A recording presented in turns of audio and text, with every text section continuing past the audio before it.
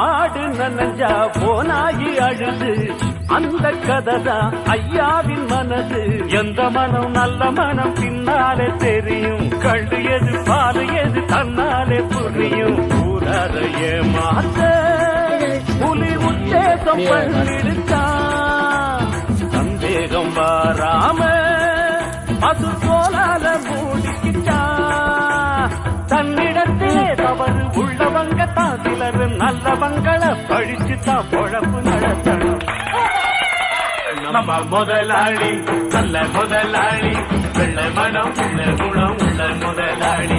நம்ம முதலாளி நல்ல முதலாளி, வெள்ளை மனம் உள்ள குணம் உள்ள முதலாளி.